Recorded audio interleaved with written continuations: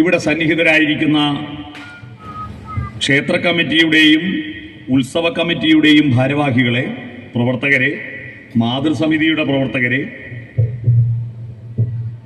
ഇവിടെ സന്നിഹിതരായിരിക്കുന്ന ഭക്തജനങ്ങളെ, നാട്ടുകാരെ, സഹൃദയരെ, സഹോദരി സഹോദരന്മാരെ, സുഹൃത്തുക്കളെ, നിങ്ങൾക്കെല്ലാവർക്കും നമസ്കാരം. ശ്രീ ഒഴക്രോത്തുപറമ്പ് തൃക്കോൾ ക്ഷേത്രം ഇതുവഴി കടന്നു പോകുമ്പോൾ ക്ഷേത്രമുണ്ടെന്നറിയുക എന്നല്ലാതെ കേൾക്കുമ്പോൾ കോട്ടയം അയ്യപ്പാസിനെ പറ്റി പറഞ്ഞ ഒരു പരസ്യം പോലെയാണ്. പുറത്തുനിന്ന് കാണുമ്പോൾ ചെറിയ കടയാണ്, ഉള്ളിൽ കയറിയപ്പോൾ വിശാലമായ ഷോറൂമുണ്ട് എന്നൊരു പരസ്യമില്ല.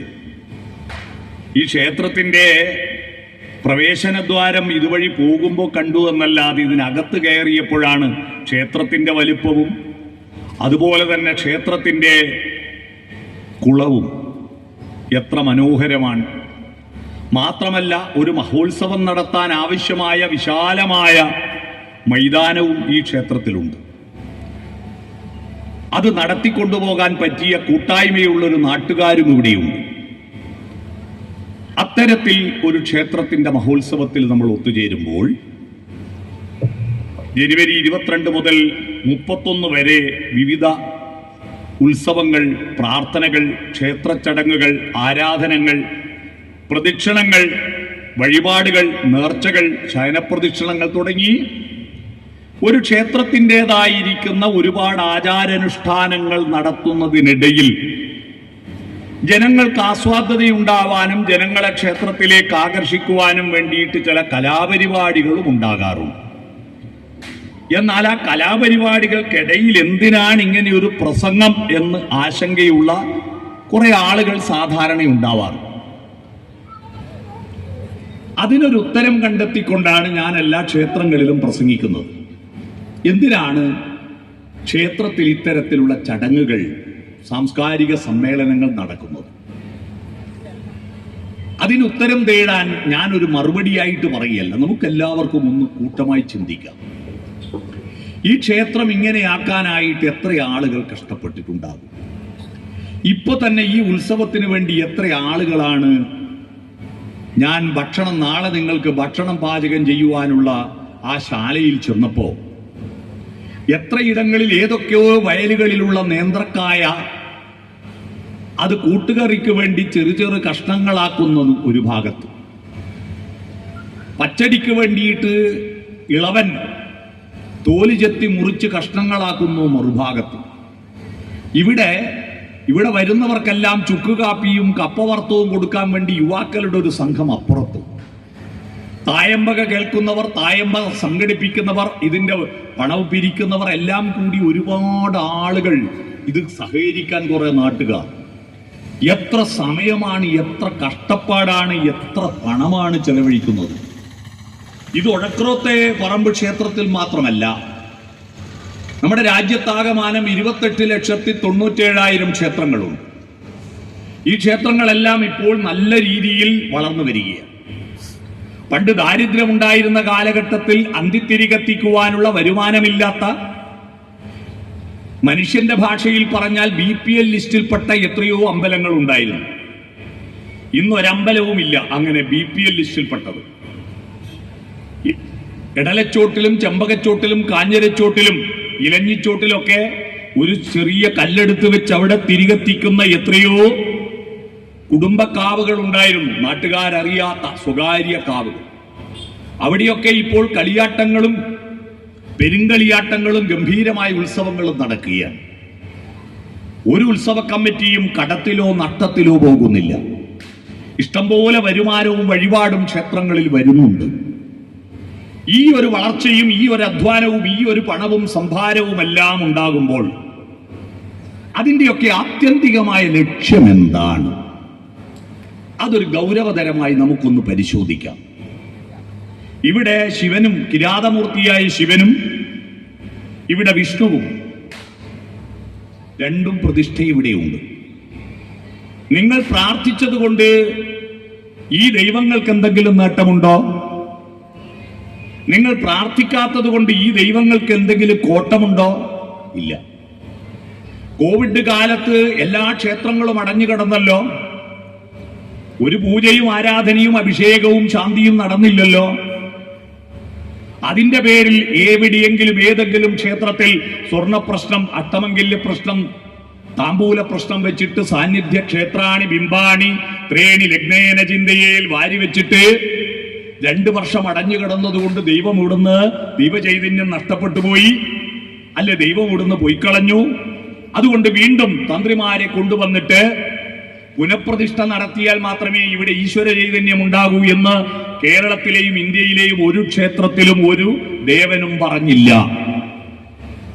അപ്പൊ പ്രാർത്ഥന ഇല്ലാതിരിക്കുമ്പോൾ ദൈവം ക്ഷയിച്ചു പോവുകയും പ്രാർത്ഥിക്കുമ്പോൾ ദൈവം ശക്തിപ്പെടുകയും ചെയ്യുമോ? അങ്ങനെ ശക്തിപ്പെടുകയും ക്ഷയിക്കുകയും ചെയ്യുന്നതാൽ മനുഷ്യർ മാത്രമാണ്. ദൈവം അങ്ങനെ ശക്തിപ്പെടുകയും ക്ഷയിക്കുകയും ഇല്ല. അത് നിരീഹനും നിരഹങ്കാരനും അമേയനും ഒക്കെയായി നിൽക്കുന്ന ഒരു മൂർത്തിയായിട്ടാണ് ദൈവത്തെ നമ്മൾ സങ്കല്പിക്കുന്നത്. പിന്നെ എന്തിനാണ് ഈ ഉത്സവങ്ങളും പ്രാർത്ഥനകളുമെല്ലാം? ഉത്സവങ്ങളും പ്രാർത്ഥനകളുമെല്ലാം ലക്ഷ്യം വെക്കുന്നത് അങ്ങോട്ടല്ല ഇങ്ങോട്ടാണ്, അവനവനിലേക്കാണ്. ഈ പ്രപഞ്ചാത്മാവും ജീവാത്മാവും തമ്മിലുള്ള ബന്ധത്തിന്റെ മൂല്യം തിരിച്ചറിയണം. ഇതിൽ നശിച്ചു പോകുന്നതും നശിച്ചു പോകാത്തതും ഏതെന്നറിയണം. നമ്മളെല്ലാം നശിക്കും, എന്നാൽ നമ്മുടെ ആത്മാവ്, ജീവൻ പുതിയ പുതിയ പൊടിപ്പുകളായിട്ട് ഈ പ്രപഞ്ചത്തിൽ വീണ്ടും നിലനിൽക്കും. ഇവിടെ ഇന്ന് ക്ഷേത്രത്തിലേക്ക് വന്ന എല്ലാവരും 1.5 തേങ്ങയുടെ വലിപ്പമുള്ള ഒരു വസ്തു കണ്ണാടിയിൽ കാണിച്ചില്ലേ? 1.5 തേങ്ങയുടെ വലിപ്പമുള്ള ഒരു വസ്തു കുളിച്ചതിന് ശേഷം കണ്ണാടിയുടെ മുമ്പിൽ പോയി കാണിച്ചിട്ട് അതിന്റെ മേലെയുള്ള മുടി ചീകിയില്ലേ, പൊട്ട് തൊട്ടില്ലേ, പൗഡർ ഇട്ടില്ലേ, ഒന്ന് ചിരിച്ചു കാണിച്ചില്ലേ, എങ്ങനെയുണ്ട് ഞാനെന്ന് സ്വയം വിലയിരുത്തിയില്ലേ? ആ വസ്തു നിങ്ങളുടെ തല. ആ തല 100 കൊല്ലം കഴിഞ്ഞാൽ എവിടെ ഉണ്ടാവും? ആലോചിച്ച് നോക്കൂ. 100 എന്ന് പറഞ്ഞിട്ട് വലിയ പ്രതീക്ഷയൊന്നും വെക്കണ്ട കേട്ടോ. ചെറിയ കുട്ടികളൊക്കെ ഉണ്ട് അവിടെ ഇവിടെ, അതുകൊണ്ടാ 100 എന്ന് ഞാൻ പറഞ്ഞു. 50 60 കഴിഞ്ഞാൽ ഇനിയും 100 നിൽക്കുമെന്ന് ലഡുപൊട്ടണ്ട. 100 കൊല്ലം കഴിഞ്ഞാൽ ഈ തല തിലകം ചാർത്തി ചീകിയുമഴകായി പല നാൾ പോറ്റിയ പുണ്യശിരസേ ഉലകം വെല്ലാൻ ഉഴറിയ നീയോ വിലപിടിയാതൊരു തലയോടായി മാറൂലേ? ശിവൻ തന്റെ കയ്യിലേന്തിയിരിക്കുന്ന കപാലം, ശിവന്റെ കയ്യിൽ ഒരു കപാലമുണ്ട്. ആ കപാലം എന്താണെന്നറിയുമോ? ഭക്തജനങ്ങളോട് പറയുകയാണ്, നീയും ഇതുപോലും, ഞാൻ സംഹാരമൂർത്തിയാണ്, എന്റെ അടുത്തു വരുന്നതോടുകൂടി നീയും ഇതുപോലൊരു കപാലമാകുമെന്ന് ബോധ്യപ്പെടുത്താൻ. ലോകം കീഴടക്കിയ അലക്സാണ്ടർ ചക്രവർത്തി അവസാനം മരണമുറപ്പായപ്പോൾ നാട്ടിലേക്ക് തിരിച്ചു പോകുമ്പോൾ തന്റെ മന്ത്രിമാരോട് പറഞ്ഞു, പോകുന്ന വഴിയിൽ ഞാൻ മരണപ്പെട്ടാൽ എന്റെ ശവപ്പെട്ടിക്ക് 2 ദ്വാരങ്ങൾ 2 സൈഡിലും വെക്കണം, എന്റെ 2 കൈകളും പുറത്തേക്കിടണം. എന്തിനാണതെന്ന് മന്ത്രിമാർ ചോദിച്ചപ്പോൾ പറഞ്ഞു, ലോകം കീഴടക്കി അലക്സാണ്ടർ ദി ഗ്രേറ്റ് ചക്രവർത്തിയും വെറും കൈയോടെയാ പോകുന്നത് എന്ന് നാട്ടുകാര് ബോധ്യപ്പെടാൻ വേണ്ടിയിട്ടാണ്. ഇത് തലയോടാവും. ഈ സത്യം തിരിച്ചറിയാൻ നമ്മൾ എന്ത് വേണം? നമ്മളൊരു സ്കൂൾ പഠിക്കാൻ. ഏത് സ്കൂളാ? ആ സ്കൂളിന്റെ പേര്, ഈ പാട്ടിന്റെ തുടക്കം ഞാനിപ്പോ പാടിയ ഒരു പാട്ടിലെ വരിയ കമുകര പുരുഷോത്തമൻ പാടിയ പാട്ട്. രാജാ ഹരിശ്ചന്ദ്ര സിനിമയിൽ ചുടലകാക്കുന്ന ഹരിശ്ചന്ദ്രനെ അവതരിപ്പിച്ചുകൊണ്ട് തിക്കുറിശിയാണ് അതിൽ അഭിനയിച്ചത്. ആ പാട്ട് ഏത് സ്കൂളിലാണ് നമ്മൾ പഠിക്കേണ്ടത് എന്ന് പറയുന്നു. ആ സ്കൂളിന്റെ പേര്, ആ പാട്ടിന്റെ പേര് ആത്മവിദ്യാലയമേ അവനീലാത്മവിദ്യാലയമേ.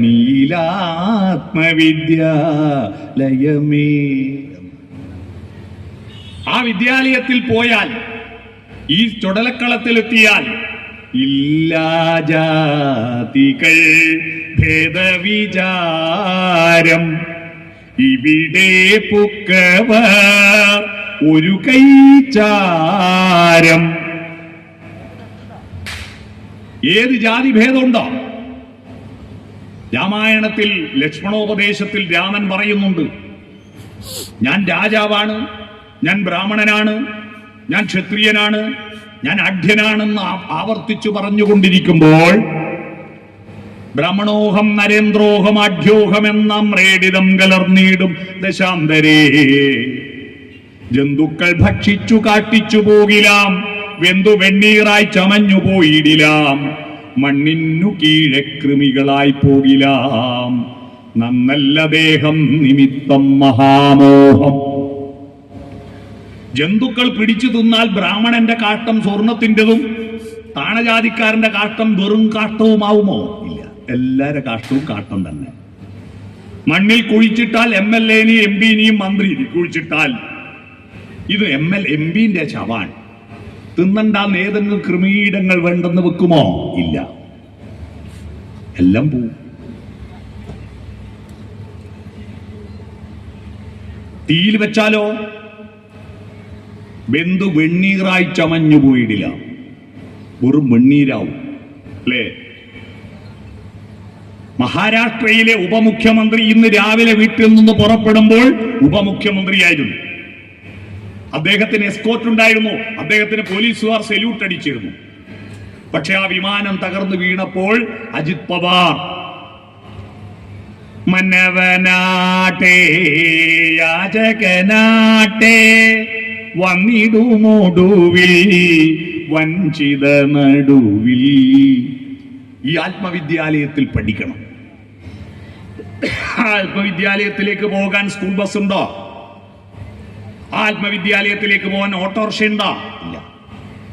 ആ വിദ്യാലയത്തിലേക്ക് പോകാൻ മാനസ സഞ്ചരരേ ബ്രഹ്മണി മാനസ സഞ്ചരരേ. മനസ്സുകൊണ്ട് യാത്ര ചെയ്യണം. ആ മനസ്സുകൊണ്ട് യാത്ര ചെയ്യാൻ അറിയുന്ന ഒരേ ഒരു ജീവി മനുഷ്യനാണ്. പക്ഷിമൃഗാദികൾക്ക് മനസ്സുകൊണ്ട് യാത്രയില്ല.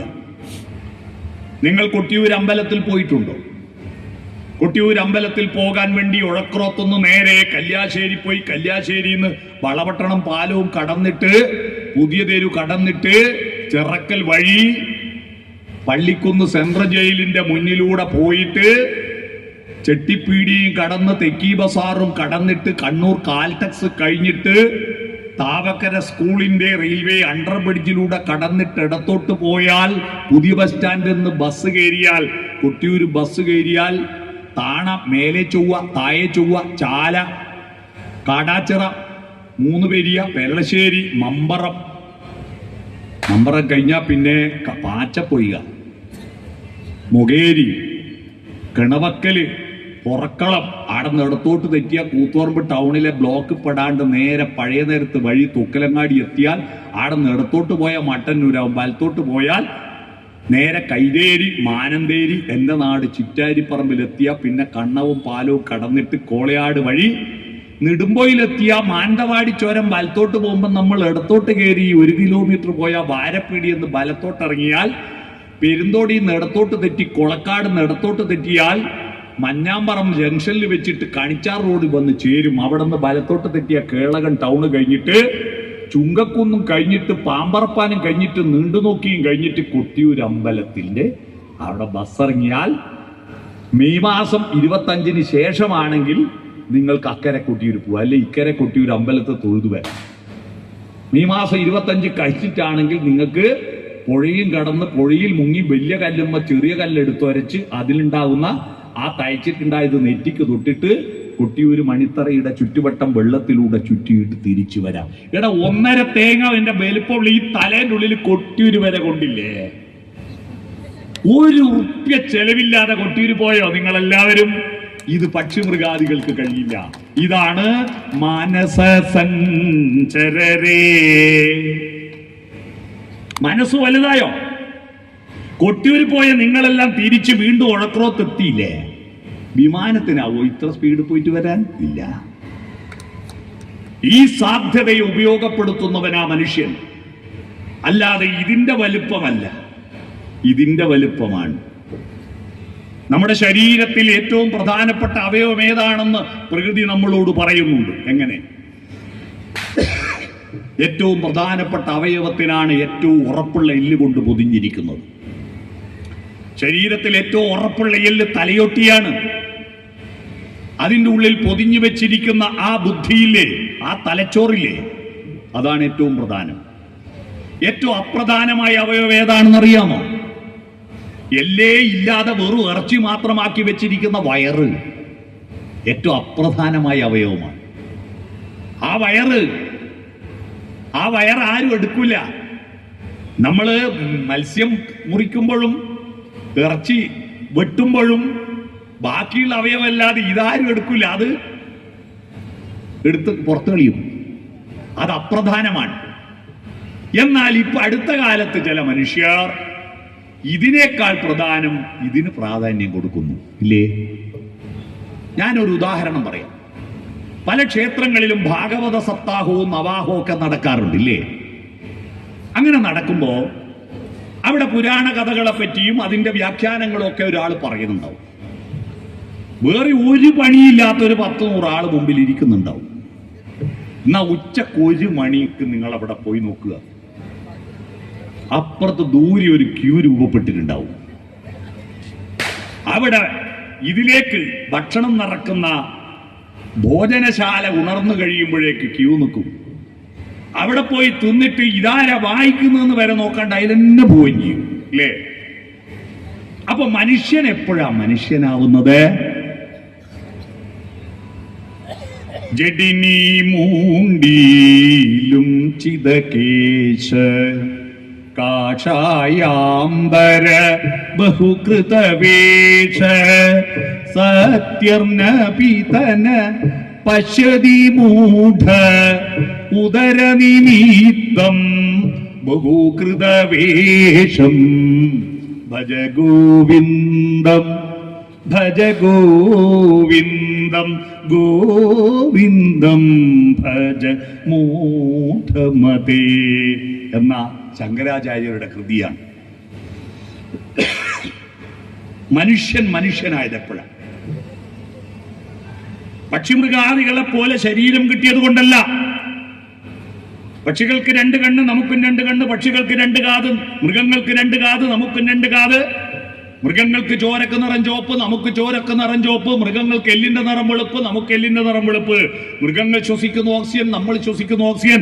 മൃഗങ്ങൾ പുറത്തേക്ക് വിടുന്ന കാർബൺ ഡൈ ഓക്സൈഡ്, നമ്മൾ പുറത്തു വിടുന്നതും കാർബൺ ഡൈ ഓക്സൈഡ്. അങ്ങനെ പ്രകൃതിയുടെ കണ്ണിൽ നമ്മളെല്ലാം ഒരു മൃഗമാണ്. പിന്നെ എങ്ങനെയാണ് നമ്മൾ വ്യത്യസ്തരായത്? മൃഗങ്ങൾക്ക് 4 കാലും നമുക്ക് 2 കാലും ആയതുകൊണ്ടാണോ? അല്ല, നമുക്കും 4 കാല. ഇവിടെ ഇല്ല ഏതെങ്കിലും ആൾ ആദ്യം തന്നെ 2 കാലിൽ നടന്നതിന്റെ തെളിവ് തന്ന 2000 ഉറുപ്പിക ഞാനിപ്പോ തരും. ആദ്യം തന്നെ 2 കാലിൽ നടന്നവരുണ്ടോ? നമ്മളെല്ലാം തന്നെ ആദ്യം 4 കാലിലാണ് നടന്ന്. പിന്നീട് അഭ്യാസം പഠിച്ചിട്ട് ജംബോ സർക്കസിൽ ആന നടക്കും പോലെ പല കുറി വീഴുമ്പോൾ നടക്കാൻ പഠിച്ചതല്ലേ? 2 കാലം ഒന്ന് നോക്കി കൈയാക്കിയതാ. 4 കാല എല്ലാത്തിനും നിങ്ങളിരിക്കുന്ന കസേരക്കും മേശക്കും ബെഞ്ചിനും ഡെസ്കിനും 4 കാല. 1 കാല് 4-1. 4-1 കണക്കിന്റെ മാഷ് പഠിപ്പിച്ച് 1/4 1/4 കാലെന്ന് പറയാ. കാലിന് പേര് വന്ന് 1/4 കൊണ്ടാ. കാലും കൂട്ടുമ്പല്ലേ അര. ഇത് എന്റെ ഒരു കാല് കൂട്ടണം, മറ്റേ കാല് ഇതല്ലേ അര. നമ്മളും 4 കാലിയാ. നമ്മൾ വാലില്ലാത്തത് കൊണ്ടാണോ മനുഷ്യനായത്? ചിമ്പൻസി, ഒറാങ്കുട്ടൻ, ഗോറില്ല ഇതിനൊന്നും പാലില്ല. അതിന്റെ ലേറ്റസ്റ്റ് വേർഷൻ ആയതുകൊണ്ട് നമുക്കും പാലില്ല, അത്രയേ ഉള്ളൂ. പാലില്ലാത്ത കൊണ്ടല്ല മനുഷ്യനായത്. മനുഷ്യനായത് എപ്പോഴാണ്? മാനസ സഞ്ചരരേ, മനസ്സുകൊണ്ട് യാത്ര ചെയ്യണം. ആ യാത്രയിൽ മനുഷ്യൻ ഭൂതകാലത്തിലേക്കും കാലത്തിലൂടെ യാത്ര ചെയ്തു, ഭാവി കാലത്തിലേക്കും. അതുവരെ ഭൂതഭാവികൾ ഉണ്ടായിരുന്നില്ല. പക്ഷിമൃഗാദികൾക്ക് എവിടെ നിന്നോ വന്നു ഞാൻ, എവിടേക്കോ പോന്നു ഞാൻ എന്നറിയില്ല. അവർക്ക് വർത്തമാനകാലമേ ഉള്ളൂ, പ്രസന്റ് കണ്ടിന്യൂസ് ടെൻസേ ഉള്ളൂ. പക്ഷിമൃഗാദികൾക്ക് ഭൂതകാലമില്ല, ചരിത്രബോധമില്ല. കല്യാശ്ശേരി പഞ്ചായത്തിന്റെ ചരിത്രം 1990 ജാനകി ടീച്ചറുടെ കാലഘട്ടത്തിൽ പ്രസിഡന്റായിരുന്നപ്പോൾ ജനകീയാസൂത്രണ പരിപാടിക്ക് കേരളത്തിന് മാതൃകയായി തുടക്കം കുറിച്ച പഞ്ചായത്താണിത് എന്ന് അന്ന് വിതരണം ചെയ്ത ഏതെങ്കിലും പശുവിനും പട്ടിക്കും പൂച്ചക്കും അറിയാവോ ഇത് കല്യാശ്ശേരി പഞ്ചായത്താണെന്ന്? ഇല്ല. നമുക്ക് ചരിത്രബോധമുണ്ട്. നമുക്ക് കല്യാശ്ശേരിയിലെ സ്വാതന്ത്ര്യ സമര സേനാനികളെ അറിയാം. കേരളത്തിലെ സരസനായ ഒരു മുഖ്യമന്ത്രി നമ്മുടെ വിദേശക്കാരനായിരുന്നു എന്നറിയാം, അല്ലേ? വിപ്ലവ പോരാളി KPR ഈ ദേശക്കാരനായിരുന്നു എന്നറിയാം. ചരിത്രബോധമുണ്ട്. നമുക്ക് ഭാവി കാലമുണ്ട്. എന്തു സംഭവിക്കും? നമ്മൾ വീടെടുക്കുന്നത്, നമ്മൾ തേക്ക് വാങ്ങുമ്പോ, പ്ലാവ് വാങ്ങുമ്പോ അതിൽ കാതല് മാത്രമായിട്ട് വെള്ളയില്ലാത്ത മരം നോക്കി വാങ്ങുന്നത് എന്തുകൊണ്ടാ? ഭാവി ബോധമുള്ളതുകൊണ്ടാ. ഒരു 4-5 കൊല്ലം കഴിഞ്ഞാലും ഈ വീട് നിൽക്കണം. അതുകൊണ്ട് വേഗം ഉറക്കുത്തി പോകാത്ത മരം തിരഞ്ഞെടുക്കുന്നത് എന്തുകൊണ്ടാ? ഒരുപാട് കാലം ഇനിയും ഉരുളും. ഈ കാലബോധമുണ്ടായപ്പോഴാണ് ഈ പ്രപഞ്ചം ഉണ്ടായതാണ്. ആദ്യമുണ്ടായത് എന്താ? ആദ്യം എന്നത് പ്രാ. സംസ്കൃതത്തിൽ ആദ്യം എന്നതിന് പ്രാ എന്നാ പറയാ. പ്രൈമറി, പ്രധാനം, പ്രഥമം എന്നൊക്കെ കേട്ടിട്ടില്ലേ? പ്രാ. ഉണ്ടായത് കൃതി. ആദ്യമുണ്ടായത് പ്രകൃതി. ആ പ്രകൃതി എന്തൊക്കെയാ ഉണ്ടായ? 5 എണ്ണം. 1 പദാർത്ഥം ഭൂമി, 2 വെള്ളം, 3 അഗ്നി, 4 വായു, 5 ആകാശം. ആകാശം എന്ന് പറഞ്ഞിട്ട് പ്രത്യേക ഒരു സ്ഥലമല്ല, മൊത്തം ആകാശ, സ്പേസ്. 5 എണ്ണം ആദ്യമുണ്ടായി. പൃഥ്വ്യപ്തേജോ വായു ആകാശങ്ങൾ ആദ്യമുണ്ടായ 5 എണ്ണം. പഞ്ചം എന്ന് പറഞ്ഞ 5. അതായി പ്രപഞ്ചം എന്ന് പറയുന്നത്. മനസ്സിലായോ? ആദ്യമുണ്ടായ 5 എണ്ണം. ആ ഉണ്ടായതാണെന്ന് വന്നപ്പോ ഉണ്ടാക്കിയത് ആരാന്നുള്ള ചിന്ത ഉണ്ടായി. ഉണ്ടാക്കിയവൻ ആരാ? ആദ്യം ചിന്തിച്ചത് അങ്ങ് ഇസ്രായേലിന്റെ പരിസരത്തുള്ള ആളുകൾ. അവര് ചിന്തിച്ചപ്പോ അവരുടെ ഭാഷ അന്ന് ഹീബ്രുവാണ്. ഹീബ്രു ഭാഷയിൽ ഇതിനൊക്കെ കാരണക്കാരനായവൻ ആരാ? കാരണക്കാരൻ. ആരാ കാരണക്കാരൻ? കാരണക്കാരൻ എന്ന വാക്കിന് ഹീബ്രു ഭാഷയിൽ പറയും യഹോവ. മനസ്സിലായോ? യഹോവ. ഭാരതത്തിലെ സംസ്കൃതത്തിൽ ഇത് മൊത്തം ബ്രഹ്മമാണ്. ബ്രഹ്മം എന്ന് പറഞ്ഞാൽ പരബ്രഹ്മം എല്ലാം ചേർന്നത്. അതുണ്ടാക്കിയവൻ ബ്രഹ്മാവ്. ഉണ്ടാക്കിയവൻ ബ്രഹ്മാവ്. ഉണ്ടാക്കിയവൻ എന്ന ദൈവസങ്കല്പം ഉണ്ടായി. കാലബോധം ഉണ്ടായ പോരല്ലോ, നിലനിൽക്കണ്ടേ, ജീവിക്കണ്ടേ? ജീവിക്കുന്നവൻ, ജീവിപ്പിക്കുന്നവൻ, വികസിപ്പിക്കുന്നവൻ, വിശ്വം മുഴുവൻ വികസിപ്പിക്കുന്നവൻ, അതാ വിഷ്ണു. പിടികിട്ടിയോ? വിഷ്ണു എന്ന വാക്കിന്റെ അർത്ഥം വിഷ്ണു. അതാണ് സ്ഥിതിപാലകൻ. പിന്നെ ഇതെല്ലാം ഇതുപോലെ ഉണ്ടായതെല്ലാം പ്ലാസ്റ്റിക് പോലെ ഇവിടെ കടന്ന എന്തെങ്കിലും രസം ഉണ്ടാവുമോ? നമ്മളെ നാട്ടിൽ പണ്ടുണ്ടായ മനുഷ്യരെല്ലാം അതേ കോലത്തിൽ നിൽക്കുന്നുണ്ടെങ്കിൽ നമുക്ക് ഇവിടെ ജീവിക്കാൻ സ്ഥലം ഉണ്ടാവുമോ? പുതിയ കുഞ്ഞുങ്ങൾ ജനിച്ചില്ലെങ്കിൽ, പുതിയ പൂക്കൾ വിരിഞ്ഞില്ലെങ്കിൽ, പുതിയ കായകൾ ഉണ്ടായില്ലെങ്കിൽ ഈ ഭൂമി പോലത്തെ നരകം വേറെ ഉണ്ടാവില്ല. അതുകൊണ്ട് പഴയത് പോകണം. പുനരപി ജനനം പുനരപി മരണം പുനരപി ജനനീ ജഠരേ ശയനം ഇഹ സംസാരേ ബഹുദുസ്താരേ ഹൃദയാ പാരേ പാഹി മുരാരേ ഭജ ഗോവിന്ദം ഭജ ഗോവിന്ദം. ഇതിങ്ങനെ സസ്റ്റൈനബിൾ ഡെവലപ്മെന്റ് ഉണ്ടാവണം, ഇല്ലാതാവണം. ഉണ്ടാവണം, പഴയത് പോയി പുതിയത് വരണം. അതുകൊണ്ട് മരണമെന്ന് കേൾക്കുമ്പോൾ പേടി വേണ്ട. മരണം പോലെ നന്മയുള്ള ഒരു കാര്യം ലോകത്ത് വേറെയില്ല. കാരണം നമ്മൾ മരിച്ചില്ലെങ്കിൽ പുതിയ കുട്ടികൾ ഉണ്ടാവില്ല. മനുഷ്യന് മാത്രമേ ഇതിനെപ്പറ്റിയുള്ള ബേജാറുള്ളൂ. ഒരു വാഴക്കന്ന് പൊരിച്ചു നാട്ടി കൊല കൊത്തിക്കഴിഞ്ഞാൽ ഏതെങ്കിലും വാഴക്കന്ന് തള്ള വാഴ, അയ്യോ ഞാൻ മരിച്ചു പോയല്ലോ, എന്റെ മക്കൾ എന്നെ തിരിഞ്ഞു നോക്കുന്നില്ലെന്ന് സങ്കടപ്പെടാറില്ല. ഉണ്ടോ? മനുഷ്യന്മാർക്ക് മാത്രമേ ഈ മരണഭയമുള്ളൂ. മരണം വരുമൊരു നാൾ ഓർക്കുക മർത്യാമി, തൽക്കാല ദുനിയാവ് കണ്ടു നീ മയങ്ങാതെ, എപ്പോഴും മരണം നിൻ കൂടെയുണ്ട് മറക്കാതെ എന്നൊക്കെ പാട്ടുപാടും നമ്മൾ. പക്ഷിമൃഗാദികൾ മരിക്കുമ്പോൾ മാത്രമേ മരിക്കൂ. അതുകൊണ്ട് ഒരു പക്ഷിയും മൃഗവും ആത്മഹത്യ ചെയ്യാറില്ല. ആത്മഹത്യ ചെയ്യുന്ന ഒരേ ഒരു വിഡ്ഢിയാരാ? മനുഷ്യൻ. ഈ ആത്മഹത്യ ചെയ്യാൻ തോന്നുമ്പോൾ ഒറ്റ കാര്യം നിങ്ങൾ ചിന്തിക്കുക, നിങ്ങൾക്ക് ജീവൻ നശിപ്പിക്കാൻ നിങ്ങൾക്ക് എന്താ അധികാരമാണ്? നിങ്ങളുടെ ജീവൻ നിങ്ങൾ ഫ്ലിപ്കാർട്ടിൽ നിന്നോ ആമസോണിൽ നിന്നോ ഓർഡർ കൊടുത്ത് വാങ്ങിയതാണോ? നിങ്ങളുടെ ജീവൻ നിങ്ങൾക്ക് മുമ്പേ, നിങ്ങൾക്ക് ബോധമുദിക്കുന്നതിന് മുമ്പേ, നിങ്ങൾക്ക് പേരുണ്ടാകുന്നതിന് മുമ്പേ, നിങ്ങളുടെ അച്ഛന്റെ ബീജാങ്കുരമായിട്ട്, നിങ്ങളുടെ അമ്മയുടെ ഭ്രൂണാങ്കുരമായിട്ട് സങ്കലനം നടത്തിയിട്ട് ഈ ഭൂമിയിൽ ജീവൻ പ്രദാനം ചെയ്തത് അച്ഛനമ്മമാരാണ്. അവർക്ക് ജീവൻ കൊടുത്തത് അവരുടെ അച്ഛനമ്മമാരാണ്. അപ്പൊ ജീവൻ ഏതോ പ്രപഞ്ചത്തിലെ ഒരു ദിവ്യമുഹൂർത്തത്തിൽ പ്രപഞ്ച പദാർത്ഥശാല ഒന്നായി ഒരിടത്തു തുടിച്ചിടവേ അവിടെ പെട്ടെന്ന് ജീവകലികാജാലങ്ങൾ ഉണ്ടായി. ആ ജീവൻ പലതായി. വെള്ളത്തിലാണ് ആദ്യത്തെ ജീവൻ ഉണ്ടായത്. വെള്ളത്തിലുള്ള ജീവൻ പിന്നെ വെള്ളത്തിലും കരയിലും ജീവിച്ചു. അതുകൊണ്ടാണ് മഹാവിഷ്ണുവിന്റെ അവതാര കഥ എന്താ?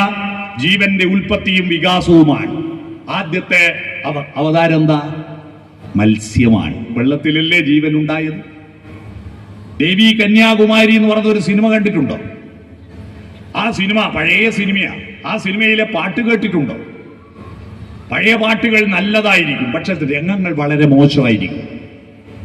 പഴയ പാട്ടുകൾ നല്ല പാട്ടായിരിക്കും. ഒക്കെ പാട്ട് കേട്ടാലും മതി, സിനിമ കാണരുത്. പാട്ട് എന്തൊരു ഭംഗിയായിരിക്കും അറിയോ.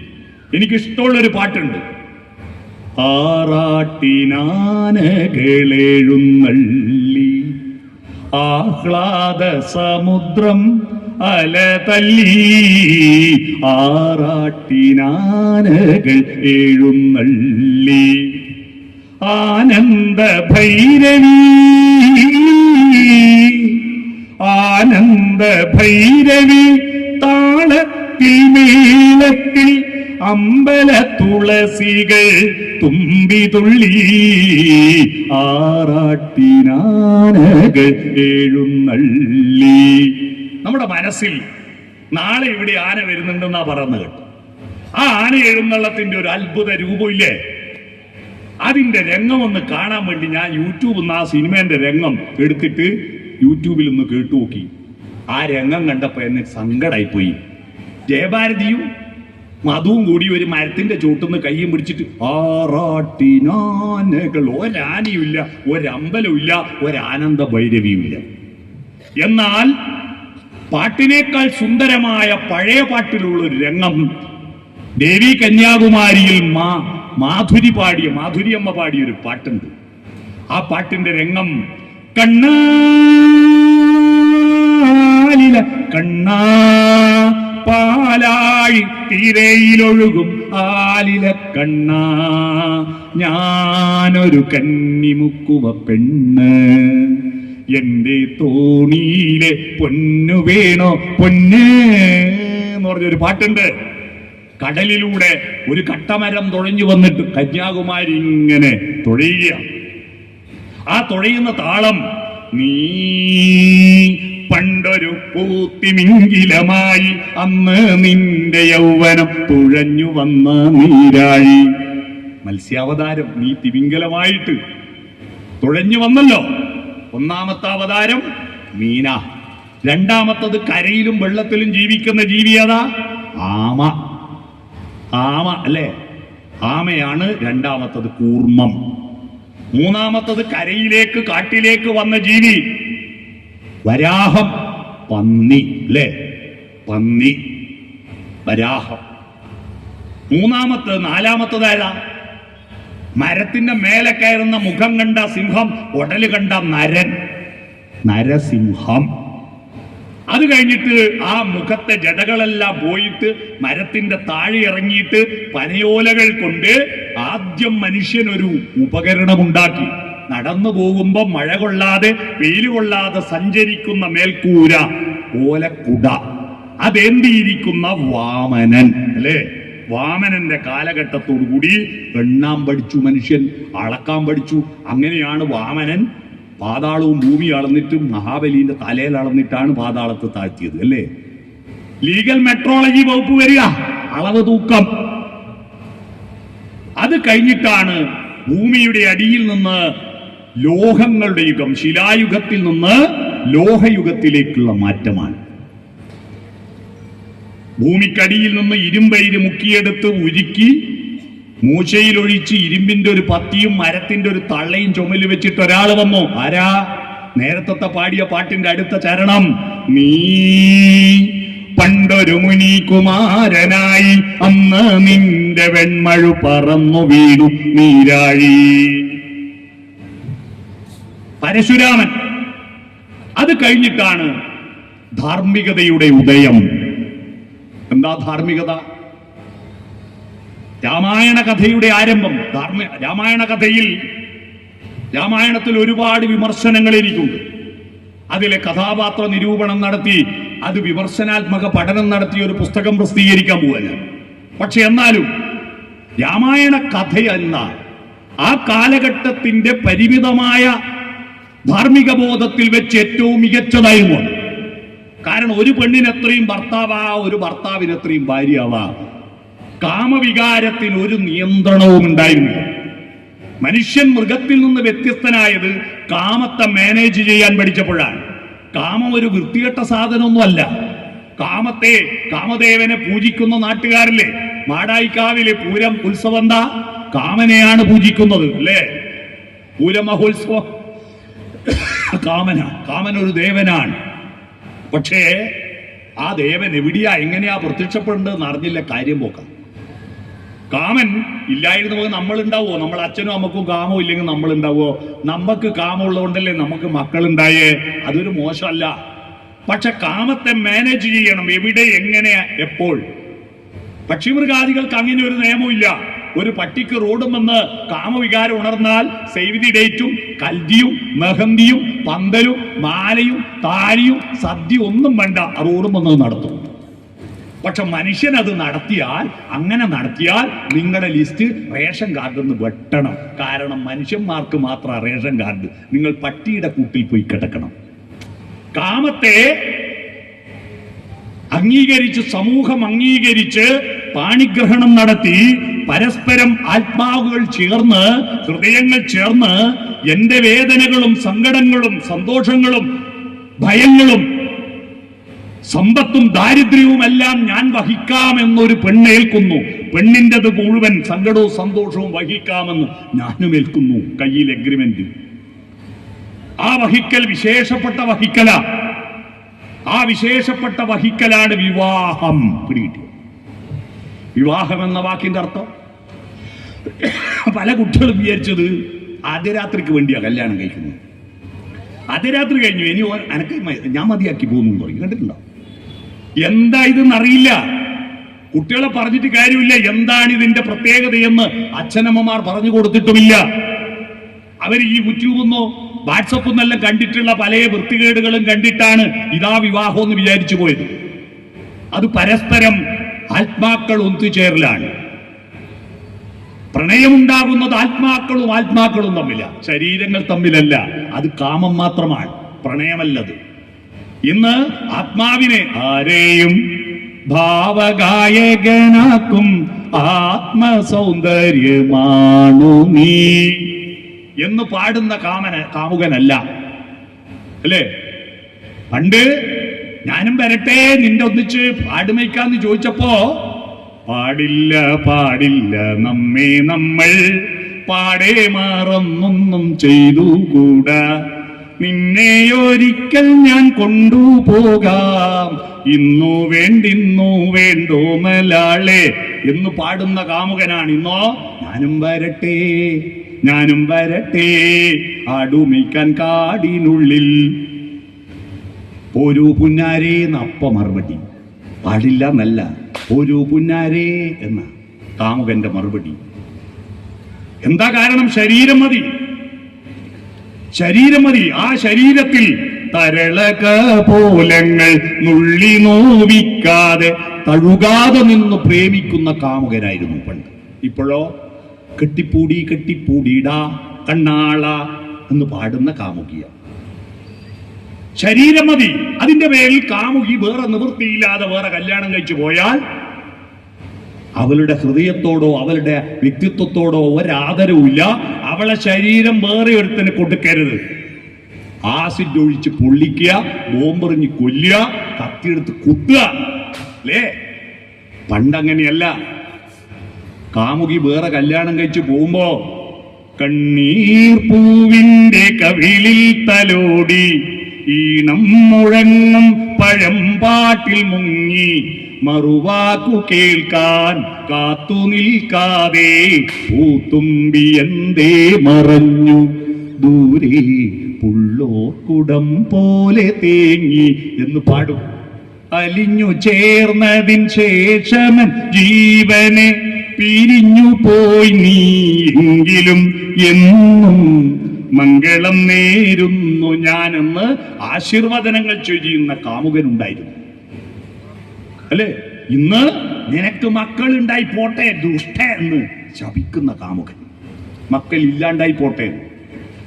അന്ന് ആ പുണ്യദാമ്പത്യ വർണ്ണവല്ലരിയിൽ ആനന്ദമുകുളങ്ങൾ ജനിക്കട്ടെ.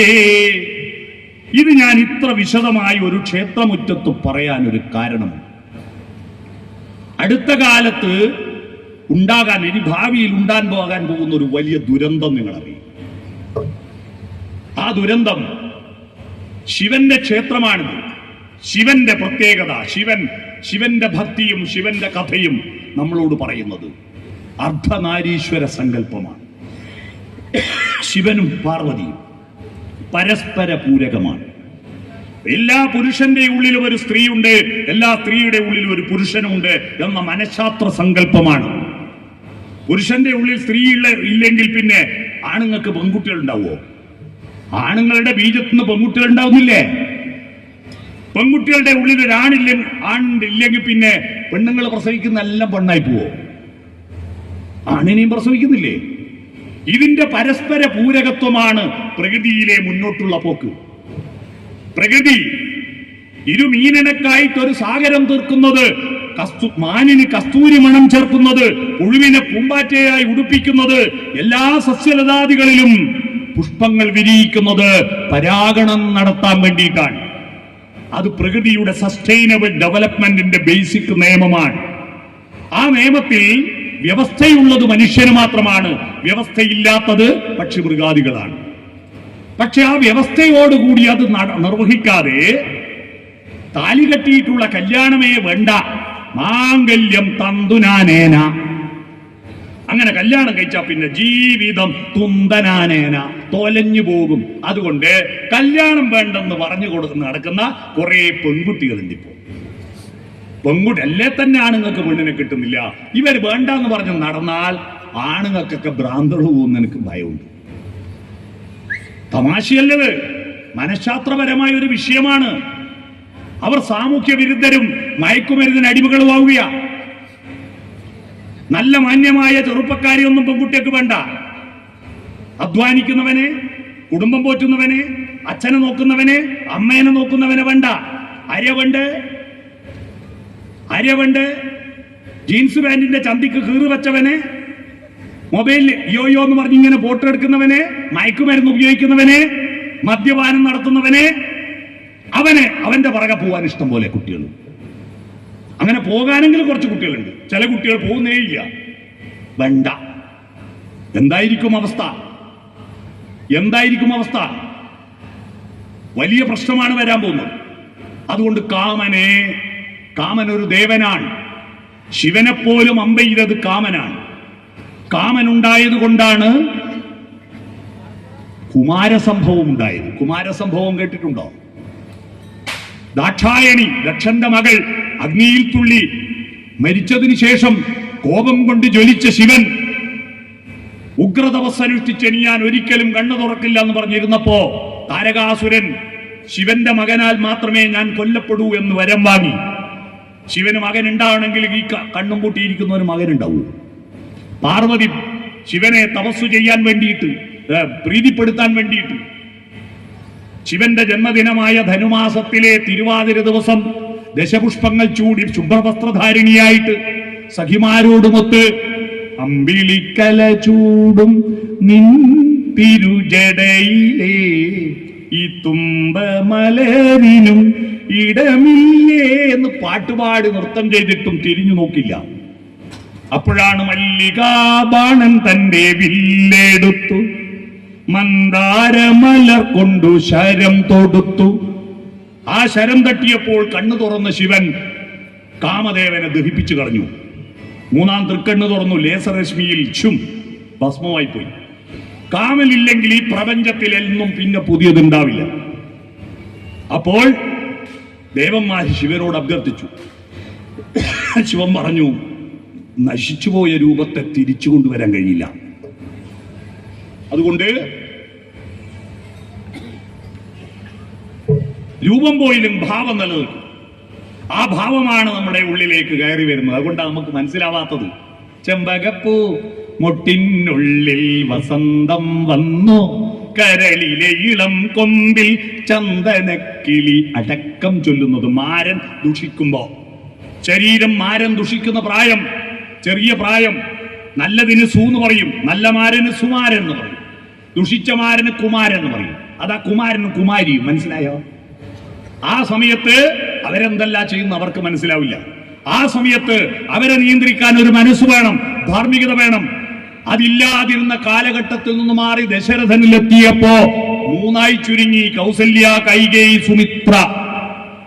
രാമനിലെത്തിയപ്പോ ഒറ്റയൊന്ന്.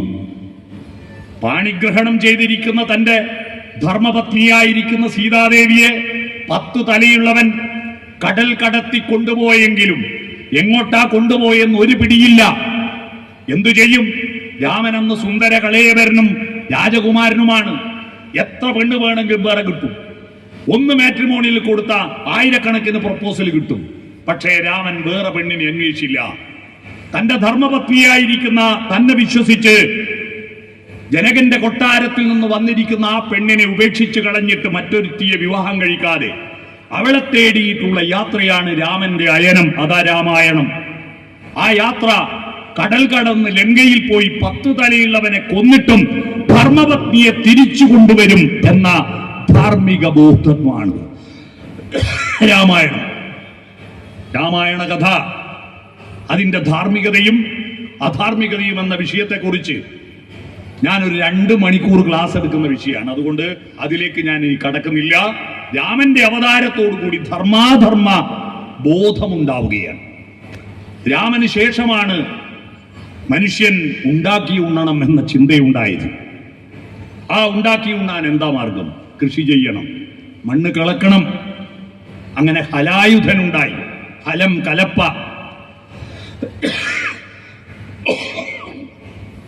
ക്ഷമിക്കണേ, എനിക്ക് നല്ല ചുമയുണ്ടായിരുന്നു, അതുകൊണ്ടാണ്.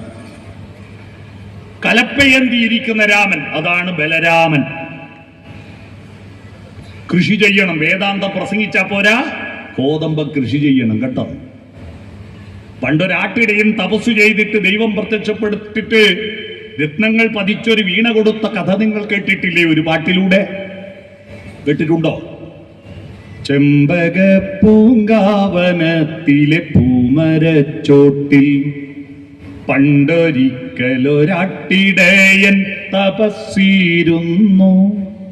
വിണ്ണിൽ നിന്നും വന്നിറങ്ങിയ ഭഗവാനപ്പോൾ ഒരു ചന്ദനത്തിൻ മണി വീണ അവനു നൽകി. ഇന്നാണെങ്കിൽ ആപ്പിൾ ഫോൺ നൽകി എന്ന് പറയാം.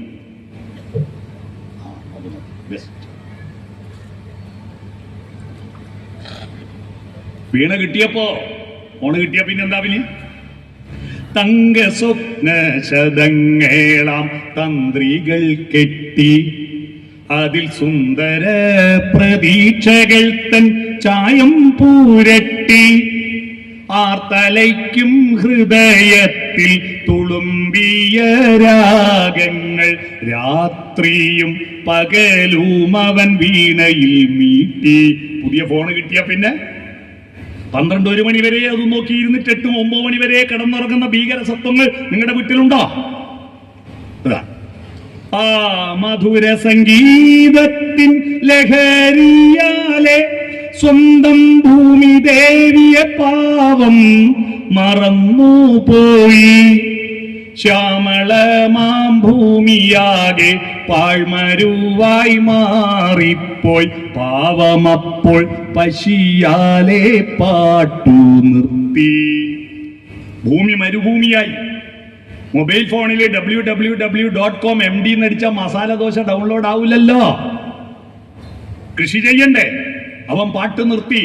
കാത്തു നിൽക്കും വയലിൽ തൻ കലപ്പയൂന്നി സ്വന്തം വേർപ്പു കൊണ്ടു വിതയ്ക്കുവാൻ അവനിറങ്ങി. എന്നുമെന്നും സമൃദ്ധിതൻ പൊന്മണികൾ വിളയിക്കാൻ മന്നിതിന്റെ മകനായിട്ടവനിറങ്ങി. പണിയെടുക്കണം. അതാ വേദാന്തം പ്രസംഗിച്ചാ പോരാ, കോതമ്പ കൃഷി ചെയ്യണം. മനസ്സിലായോ? അറിയണം. അതാണ് ബലരാമൻ. കാളന്തിയിൽ അണകെട്ടിയിട്ട് കലപ്പ കൊണ്ട് കനാല് കീറിയിട്ട് അമ്പാടിയിൽ വെള്ളമിറക്കി കൃഷി ചെയ്ത ആളാണ് ബലരാമൻ. അടുത്തതാണ് മനുഷ്യന്റെ സർഗാത്മകത. ആ സർഗാത്മകമാണ് നമ്മുടെ ദൈവസങ്കല്പങ്ങളെല്ലാം തന്നെ. നിങ്ങൾ നോക്കൂ, ദൈവങ്ങളെല്ലാം സുന്ദര ചിത്രങ്ങളാണ്, സുന്ദര രൂപങ്ങളാണ്, സുന്ദര നാദങ്ങളാണ്, സുന്ദര ചലനങ്ങളാണ്. കാട്ടിലെ പാഴ്മുളം തണ്ടിൽ നിന്നും പാട്ടിന്റെ പാലാഴി തീർത്ത കൃഷ്ണൻ. സംഗീതം ഒച്ചയിൽ നിന്ന് നാദത്തിലേക്ക് വന്നപ്പോഴാണ് കാട്ടാളത്വത്തിൽ നിന്ന് മനുഷ്യത്വത്തിലേക്ക് വന്നതെന്നറിയുക. കാട്ടാളന്റെ ശബ്ദം നിഷാദമാണ്. സപ്തസ്വരങ്ങൾ നീ എന്നത് നിഷാദമല്ലേ? ഹിസ്ഹൈനസ് അബ്ദുള്ള സിനിമയിൽ മോഹൻലാലും കൈതപ്പുറം കൂടി അപ്പുറം ഇപ്പുറം ഇരുന്ന് മത്സരിച്ച് പാടുന്ന ഒരു പാട്ട് മത്സരം കണ്ടിട്ടില്ലേ? നെടുമുടി വേണു നടുക്കിരുന്നു കൊണ്ട് ദേവസഭാതലം രാഗിലമാകുവാൻ നാദമയൂഖമേ സ്വാഗതം. ഷഡ്ജം സാ, ഋഷഭം രീ, ഗാന്ധാരം ഗാ, മധ്യമം മാ, പഞ്ചമം പാ, ധൈവതം ധാ, നിഷാദം നീ, സസരി ഗഗ മാമ പപദനി. ആനന്ദം അനന്താനന്ദം ജഗദാനന്ദം സംഗീതം. ആനന്ദം അനന്താനന്ദം ജഗദാനന്ദം സംഗീതം. സംഗീതം. ചുമയുള്ളത് കൊണ്ട് അതിന്റെ അപ്പുറത്തേക്ക് എനിക്ക് പോകാൻ പറ്റില്ല. സോറി. കാട്ടാളന്റെ ഒച്ചയാണ് നിഷാദം. നിങ്ങളുടെ വീട്ടിൽ കുട്ടികൾക്ക് നിഷാദഭാവമാണോ മനുഷ്യഭാവമാണോ എന്നറിയാൻ നിങ്ങൾ വീട്ടിൽ കുട്ടികളെ വിളിക്കുന്നതും അവരോട് നിർദ്ദേശിക്കുന്നതുമായ ശബ്ദം നിഷാദമാണോ? സ്കൂൾ ബസ് വരേണ്ട സമയമായിട്ട് ചെക്കൻ എണീറ്റിട്ടില്ല, ഈടി അടുപ്പത്തൊന്നും ആയിട്ടില്ല. നിഷാദത്തിൽ മക്കളെ വിളിച്ചുണർത്തി കാട്ടാളന്മാരാക്കുന്ന ഭീകര രൂപികളായിട്ട് അമ്മയും അച്ഛനും മാറരുത്. മനസ്സിലായോ? മോനെ മോളെ എന്ന് വിളിച്ചൂടെ? ഞാൻ കഴിഞ്ഞ ദിവസം ഒരു സ്കൂളിൽ പോയി പറഞ്ഞപ്പോ ഒരാൾ എഴുന്നേറ്റിട്ട് ഉടനെ എന്നോട് പറയാ, ഞങ്ങൾ ഷഡ്ജത്തിലാ തുടങ്ങുക, പക്ഷെ നിഷാദത്തിലെത്തിയാൽ ഇവർ എണീക്കുന്നുള്ളൂ. മനസ്സിലായോ? അതാണ്. അപ്പോ കാട്ടാളത്വത്തിൽ നിന്നും മെല്ലെ പറച്ചൽ സംഗീതം. ചലനങ്ങളുടെ സൗന്ദര്യമാണ് നൃത്തം. രാസലീല. നൃത്തമില്ലേ? നൃത്തം ചെയ്തല്ലോ കൃഷ്ണൻ. ഒടക്കുഴൽ വിളി മാത്രമല്ലല്ലോ, നൃത്തം ചെയ്തു. പിന്നെയോ ഭാവങ്ങളുടെ സൗന്ദര്യമാണില്ലേ രസം. കരുണം, വീര്യം, ശൃംഗാരം, ബീഭത്സം, അത്ഭുതം, ഹാസം, ശാന്തം, ഭയാനകം, ബീഭത്സം എന്ന് പറഞ്ഞ 9 രസങ്ങളുണ്ട്. ശാന്തം വരെ. രസരാജനായ ശൃംഗാരത്തിന് 16,000 ഭാവങ്ങളുണ്ട്. ബാക്കി 8 രസങ്ങളും 16,008 രസങ്ങളുടെ മാസ്റ്റർ ഡിഗ്രി നാഥനായവനാണ് കൃഷ്ണൻ. എന്ന് പറഞ്ഞാൽ 16,008 ഭാവങ്ങൾ കൃഷ്ണന്റെ ഭാര്യമാരാണ്, വധുക്കളാണ്, വഴങ്ങുന്നവരാണെന്നർത്ഥം. ഇത് അലങ്കാരികമായി പറയുന്നത് കേട്ടിട്ട് കുറെ ആൾ വിചാരിച്ചു കൃഷ്ണന് 16,008 ഭാര്യയുണ്ട്. ജില്ലാ പഞ്ചായത്തിൽ മത്സരിച്ച ഭാര്യന്റെ വോട്ടോട്ട് ജയിക്കും കൃഷ്ണൻ നല്ല തെറ്റിദ്ധരിച്ചു പോയാണ് അല്ലേ? ഒന്നുമല്ല. 16,008 ഭാവങ്ങൾ, രസഭാവങ്ങൾ അവതരിപ്പിച്ച് നൃത്തം ചെയ്യാൻ കൃഷ്ണന് കഴിഞ്ഞു. അതാണ് മഹാരാസലീല. രാസലീല എന്ന് പറഞ്ഞാൽ രസങ്ങളുടെ ലീലയാണ്. അപ്പൊ നൃത്തം, പുഷ്പങ്ങളോ ഇഷ്ടപ്പെട്ട ദൈവം എപ്പോഴാ ഉണ്ടായി? പുഷ്പങ്ങളെ ഇഷ്ടപ്പെട്ട ദൈവം. ചമ്പക കങ്കേളി ഗന്ധാദി പുഷ്പങ്ങളെമ്പാടും ചിന്നിയ വന്യഭൂവി അമ്പാടി തന്നിലെ ചങ്ങാതിമാരൊന്നിച്ചൻപാളും ഗോവിന്ദൻ എന്ന പോലെ. നിങ്ങളുടെ നോട്ടീസിൽ ഗുരുവായൂരപ്പന്റെ ചിത്രം കണ്ടോ? ഈ ചിത്രത്തിന്റെ പ്രത്യേകത എന്താ? ഒന്നിക്കൽ കൃഷ്ണൻ ഓടക്കോയിൽ വിളിക്കുന്നത്, അല്ലെങ്കിൽ പുഷ്പ വനമാല ചൂടിയിട്ട്, അല്ലെങ്കിൽ പശുവിനെ മേയിച്ചുകൊണ്ട്, അല്ലേ, അല്ലെങ്കിൽ ഫിലോസഫി, അർജുനു ഫിലോസഫി ഉപദേശിച്ചുകൊണ്ട്. മനുഷ്യന്റെ എല്ലാ ഭാവങ്ങളും അതിലുണ്ട്. സർഗാത്മക ഭാവമുണ്ട്, പശുവിനെ മേയ്ക്കുന്ന തൊഴിലുണ്ട്, തത്വശാസ്ത്ര പഠനമുണ്ട്, പാരിസ്ഥിതിക ബോധമില്ലേ? മാധവ് ഗാഡ്ഗിൽ കഴിഞ്ഞ മാസമാണ് മരിച്ചത്. കേരളത്തിന്റെ അന്തരീക്ഷത്തെയും കാലാവസ്ഥയെയും നിയന്ത്രിക്കുന്ന പശ്ചിമഘട്ടത്തെ സംരക്ഷിക്കണമെന്ന് മഹത്തായ റിപ്പോർട്ട് ഉണ്ടാക്കി, ഗാഡ്ഗിൽ കമ്മീഷൻ റിപ്പോർട്ട്. ഈ റിപ്പോർട്ടിന് ഉണ്ടാകുന്നതിന് എത്രയോ കാലം മുമ്പ്, 2500 കൊല്ലം മുമ്പാണ്. മഴ പെയ്യിക്കാൻ വേണ്ടിയിട്ട് ഗോപന്മാര് ദേവേന്ദ്രനെ പൂജിക്കാൻ പോയി. ദേവേന്ദ്രനായിരുന്നു അന്നത്തെ മഴന്റെ മന്ത്രി, ഹെഡ് ഓഫ് ദി ഡിപ്പാർട്ട്മെന്റ്. ദേവേന്ദ്രന് യാഗം നടത്തിയ മഴ പെയ്യുന്ന സങ്കല്പം. ദേവേന്ദ്രന്റെ സേനകളാണ് ഖനാഖന സേനകൾ. ഖനാഖന സേനകളെ അയച്ചിട്ടാ മഴ പെയ്യിക്കുക. ഖനാഖന സേന നിങ്ങൾ കേട്ടിട്ടുണ്ടോ? ഇവിടെ ഇരിക്കുന്ന 90% ആള് കേട്ടിട്ടുണ്ട്, ശ്രദ്ധിച്ചിട്ടില്ല. ഇന്ദ്രധനുസ്സേന്തി വരുന്ന ഖനാഖന സേനകളെ വന്നാലും ഇതിലേ ദേവദുന്ദുഭീതൻ വർഷമംഗളഘോഷം ദും ദും ദും ദുന്ദുഭിനാദം നാദം നാദം എന്ന പാട്ട് കേട്ടിട്ടില്ലേ? ഖനാഖന സേന, മേഘസേനകൾ. അപ്പോ ഇന്ദ്രൻ പെരുമ്പറയടിക്കും, അതാണ് പോലും ഇടി. കൃഷ്ണൻ പറഞ്ഞു, അച്ഛാ, കോപന്മാരെ, മുഖ്യസ്ഥന്മാരെ, എന്ത് പൊട്ടത്തരാ ചെയ്യുന്നത്? മഴമേഘങ്ങളെ തടുത്തു നിർത്തി അമ്പാടിയിൽ മഴ പെയ്യിക്കുന്നത് ഗോവർദ്ധന പർവ്വതമാണ്. അതുകൊണ്ട് ഗോവർദ്ധനത്തെ പൂജിക്കൂ. പാരിസ്ഥിതികമായ ശാസ്ത്രീയ വീക്ഷണമല്ലേ അത്? വീക്ഷണമല്ലേ? അതാണ്. നിങ്ങൾ ആലോചിച്ച് നോക്കൂ. നാളെ രാവിലെ ഈ വിഷയവുമായി ബന്ധപ്പെട്ടിട്ട് കോട്ടയം മഹാരൂപത നടത്തുന്ന പരിസ്ഥിതി സെമിനാറിൽ ഈ വിഷയമാണ് അവതരിപ്പിക്കാനുള്ളത്. ഭാരത ചിന്തകളും പാരിസ്ഥിതിക ബോധവും എന്ന വിഷയം. മനസ്സിലായോ? നാളെ രാവിലെ 10 മണിക്ക് എനിക്ക് ഇന്ന് രാത്രിത്തെ ട്രെയിനിൽ പോകും. ഈ വിഷയമാണ് അവതരിപ്പിക്കുന്നത്. അതുകൊണ്ട് ഞാൻ ആംശികമായി പറഞ്ഞുപോയി. മാത്രമല്ല, പുഴയെ മലിനമാക്കുന്ന കാളിന്തിയിൽ വിഷം കലർത്തുന്ന കാളിയനെതിരെ സമരം ചെയ്തല്ലോ കണ്ണൻ, അല്ലേ? കാളിയമർദ്ദകനായില്ലേ? ഞാൻ പറഞ്ഞു വന്നത്, മനുഷ്യന്റെ ജീവന്റെ ഉൽപ്പത്തിയും വികാസവുമായി ബന്ധപ്പെട്ട് ഉള്ള കഥകളാണ് ദശാവതാര കഥകൾ. ഈ കഥകൾ, ജീവൻ എന്ന് പറയുന്നത് നമ്മുടെ സ്വന്തമല്ലെന്ന് മനസ്സിലായോ? അതിനെ കൊല്ലാൻ നിങ്ങൾക്കാർക്കും അധികാരമില്ല. എന്റെ ജീവനും നിങ്ങളുടെ മറ്റൊരാളുടെ ജീവനും നശിപ്പിക്കാൻ ആർക്കും അധികാരമില്ലെന്ന് ഓർക്കുക.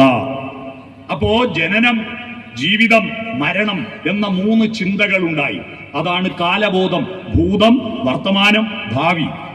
ആ ഭൂതം എന്നത് സംസ്കൃതത്തിൽ അ എന്നും, വർത്തമാനം എന്നത് ഉ എന്നും, ഭാവി എന്നത് അം എന്നും. സൃഷ്ടി, സ്ഥിതി, സംഹാരം. ആ ഉ അം കൂട്ടി വായിച്ചാൽ പിടികിട്ടിയോ? കാലബോധത്തിൽ നിന്നാണ് എല്ലായ്പ്പോഴും നമ്മൾ ഓം നാരായണായ, ഓം നമഃശിവായ. കാലബോധമാണ് ഓം. കാലബോധം ഉണ്ടായപ്പോഴാണ് ഉണ്ടാക്കിയവനെന്ന ചിന്തയുണ്ടായത്. പ്രളയപയോധിയിൽ ഉറങ്ങിയുണർന്നൊരു പ്രഭാമയൂഖമേ കാലമേ, പ്രകൃതിയും ഈശ്വരനും ഞാനും നിന്റെ പ്രതിരൂപങ്ങളല്ലേ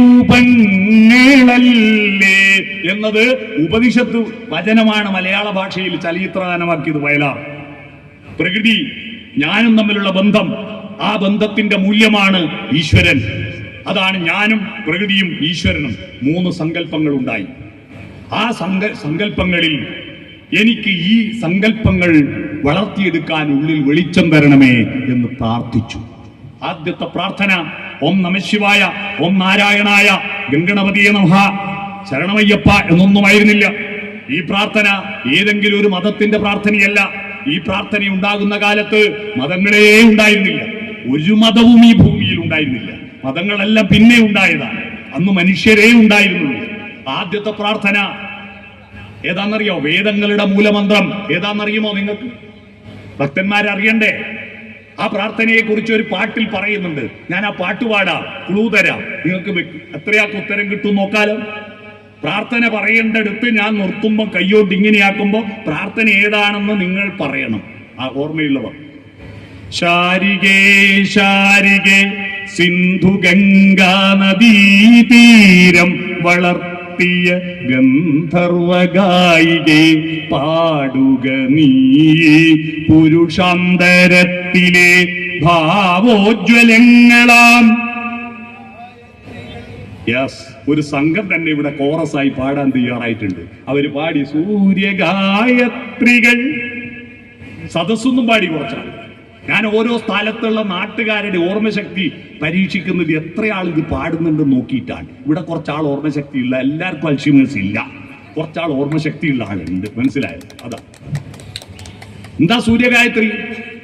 സൂര്യഗായത്രി ചൊല്ലുന്നത് അടുത്ത വേറൊരു പാട്ടിലുണ്ട്.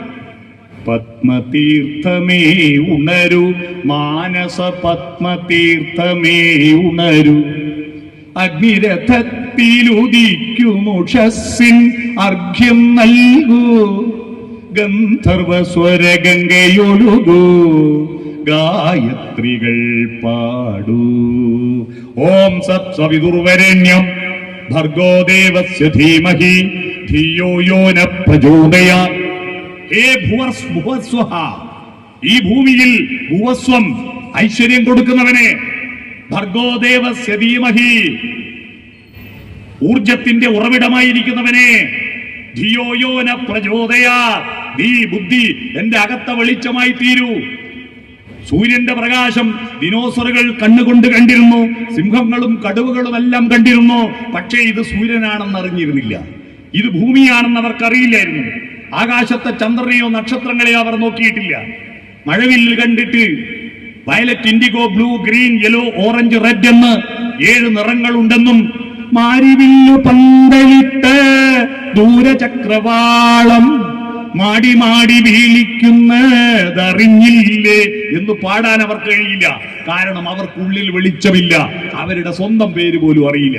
കാട്ടിലെ രാജാവ് ആരാണെന്ന് 7 വൻകരയിൽ ചോദിച്ചാലും കുട്ടികൾ ഉത്തരം പറയും, സിംഹമാണ് കാട്ടിലെ രാജാവെന്ന്. അതെന്നാൽ ഇതുവരെ ഒരു സിംഹവും അറിയില്ല. അതറിഞ്ഞെങ്കിൽ പിറ്റേന്ന് തന്നെ ആവശ്യപ്പെടും, കൊട്ടാരം വേണം, എസ്കോർട്ട് ഇന്നോവ കാറ് വേണം, അല്ലേ? അറിയില്ലേ? അത് വെറും നിലത്ത് കിടന്നുറങ്ങുക, അതിന്റെ ഭക്ഷണം അത് വേട്ടയാടി പിടിച്ചു തിന്നുക, അതിന്റെ പേര് കസേര ഉണ്ടാക്കിയിട്ട് നമ്മൾ സിംഹാസനം എന്ന് പറയും. അതിന് സിംഹാസനം പോയിട്ട് ഒരു കസേര പോയിട്ട് ഒരു തടുക്ക് വരിയില്ലേ ഇരിക്കുക, വേറും നിലത്തിരിക്കും. സിംഹത്തെ രാജാവാക്കിയത് നമ്മളാ. എപ്പോൾ എന്നെയും നിന്നെയും ദൈവത്തെയും തിരിച്ചറിയുന്ന ആ ബോധമുണ്ടായിരുന്നു. ഉള്ളിലെ വെളിച്ചം, ആ വെളിച്ചമാണ് മനുഷ്യനെ മൃഗങ്ങളിൽ നിന്ന് വ്യത്യസ്തനാക്കുന്നത്. നിങ്ങൾ മനുഷ്യനാവുന്നത് ഭക്ഷണം കഴിക്കുകയും കിടന്നുറങ്ങുകയും മക്കളെ ഉണ്ടാക്കുകയും വിസർജിക്കുകയും ചെയ്തതുകൊണ്ട് മനുഷ്യനാവില്ല. ഇന്നലത്തേതിനേക്കാൾ നല്ല വെളിച്ചം ഇന്നുണ്ടോ? നിങ്ങൾ ഇന്ന് മനുഷ്യനായെന്ന് ഉറപ്പിക്കാം. ഇന്നലത്തെ വെളിച്ചം മാത്രമേ ഉള്ളൂ. നിങ്ങൾ ഇന്നലെ വരെ മനുഷ്യനാണ്, ഇന്ന് മനുഷ്യനാവുന്നില്ല. മനുഷ്യത്വം എന്ന് പറയുന്നത് ഒരു പാസ്റ്റ് ടെൻസ് അല്ല, അതൊരു പ്രസന്റ് കണ്ടിന്യൂസ് ടെൻസ് ആണ്.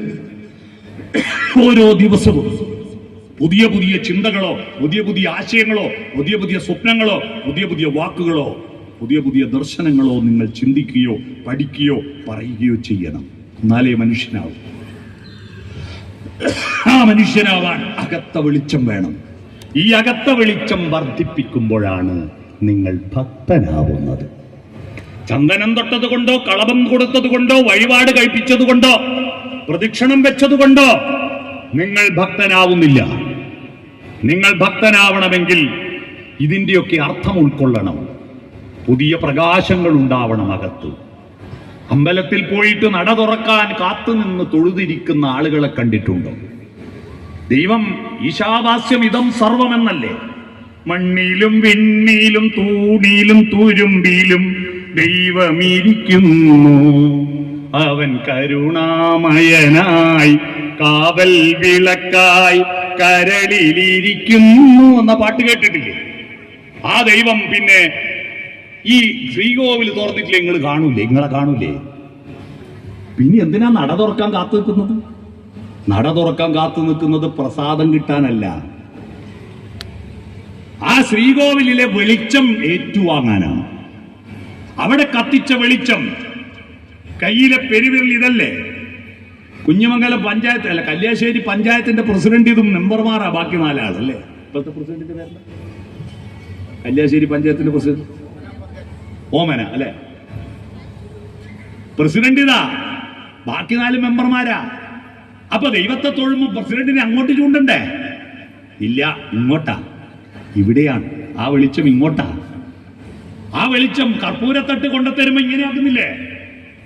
ആ കർപ്പൂരത്തട്ടിലെ ഗന്ധം പോലെ തന്നെ ആ വെളിച്ചത്തെയും ഇങ്ങനെയാക്കുക, കയ്യിൽ പിടിക്കുക, എന്നിട്ട് പെരുവിരലിലൂടെ ഹൃദയത്തിലേക്ക് ആവാഹിച്ച് എന്റെ വികാരങ്ങളിൽ വെളിച്ചം നിറക്കുക.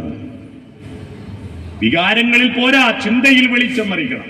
അതുകൊണ്ട് ഏറ്റുവാങ്ങിയ വെളിച്ചത്തിന് ഒരു കണക്ഷൻ ബൾബ് ഇങ്ങോട്ടേക്ക് ഇട്ടു കൊടുക്കുന്നാണ്ട് ഞങ്ങൾ തോത് കഴിഞ്ഞാൽ മേലെ കാവിലും താഴെ കാവിലും ഇവിടെയാ. മനസ്സിലായോ? ഇവിടെയാണ്. എന്നിട്ട് പ്രസാദം വാങ്ങിയിട്ട് അതിൽ തീർത്ഥക്കുളത്തിലെ മണിക്കിണറിലെ വെള്ളം ചേർത്ത് നെറ്റിയിൽ തൊടുന്നതിന് മുമ്പ് എന്ത് തൊടണം? 60 വർഷമായി യേശുദാസ് നിങ്ങൾക്ക് പറഞ്ഞു തന്നിട്ട് നിങ്ങളത് ചെയ്യാറുണ്ടോ? 60 വർഷമായി. ശബരിമലയിൽ തങ്ക സൂര്യോദയം, ഈ സംക്രമപ്പുലരിയിൽ അഭിഷേകം, ഭക്തകോടി തേടിയെത്തും സന്നിധാനത്തിൽ വന്നെത്തുമെന്റെ ഹൃദയവും ഉടുക്കും കൊട്ടി എന്ന പാട്ടിൽ അടുത്ത വരി എന്താ? നെഞ്ചിലെ വെളിച്ചത്തിൽ കതിരെടുത്ത് അതിൽ നിൻ പ്രസാദം ചാലിച്ച് നെറ്റിയിലിട്ട്.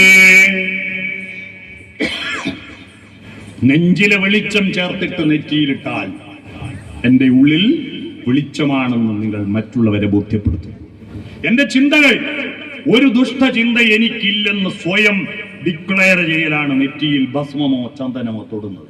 അത് തൊട്ടാ പിന്നെ ഒരു ദുഷ്ടചിന്തയുണ്ടാവരുത്. നെഞ്ചത്ത് തൊട്ടാൽ ഒരു ദുഷ്ടവികാരമുണ്ടാവരുത്. കണ്ഠത്തിൽ തൊട്ടാൽ, കണ്ഠമാണ് കണ്ഠ്യാക്ഷരങ്ങൾ കാക്കാ കാക്കാങ്ങ ഉണ്ടാവുന്നത് കണ്ഠത്തിൽ നിന്ന്. ക്ക് ക്ക് എന്ന അക്ഷരം തൊണ്ടയിൽ നിന്ന് പുറപ്പെടുന്നു. വായിലേക്ക് പുറത്തു വരുമ്പോ വാക്ക് ഉണ്ടാവും അല്ലെ? വാക്ക്, അതാ വാക്ക്. ആ വാക്കുകളിൽ ഒരു ദുഷ്ടവാക്ക്, വൃത്തികെട്ട വാക്ക് ഞാൻ പറയില്ല. നല്ല വാക്കോതുവാൻ പ്രാണിയുണ്ടാവണം, സത്യം പറയുവാൻ ശക്തിയുണ്ടാവണം.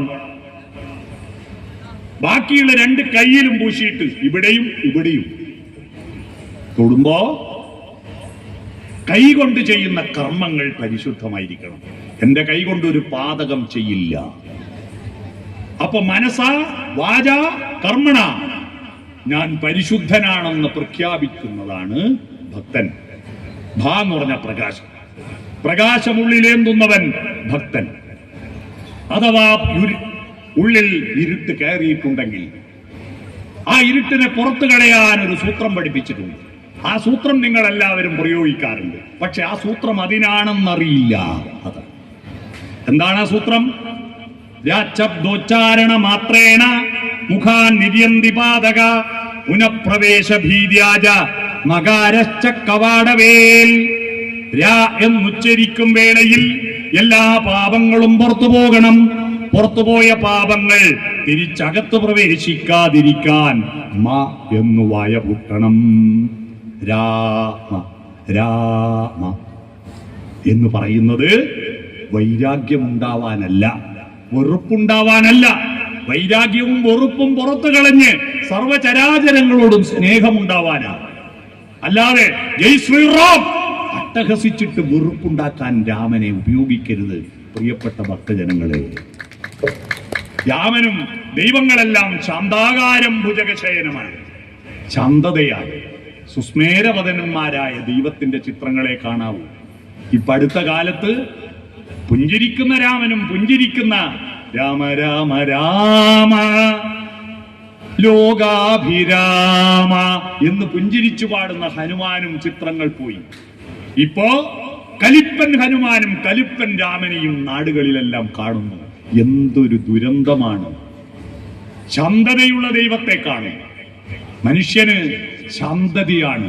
മഹാഭാരത യുദ്ധകഥയാണെങ്കിലും ആ അവസാനത്തെ പർവം ശാന്തി പർവമാണ്.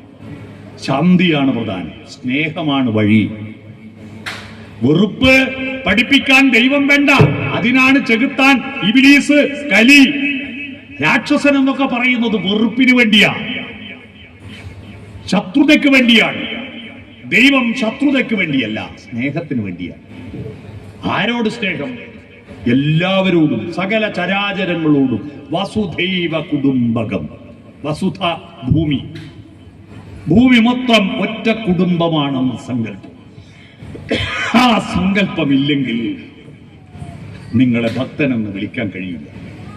ആ സ്നേഹത്തിന്റെ അടിത്തറയിൽ നമ്മൾ മുന്നോട്ട് പോയാൽ ദൈവത്തിന്റെ പേരിലും മതത്തിന്റെ പേരിലും ഒരാളും വെറുക്കില്ല, കൊല്ലില്ല, കലാപമുണ്ടാക്കില്ല.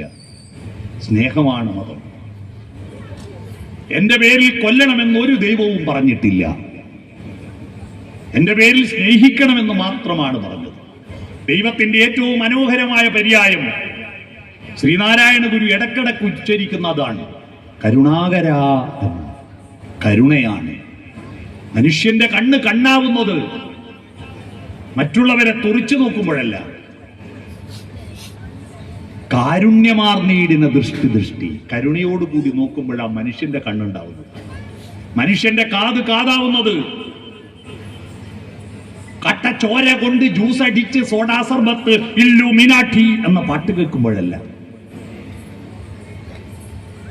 മനുഷ്യന്റെ കാതാവുന്നത്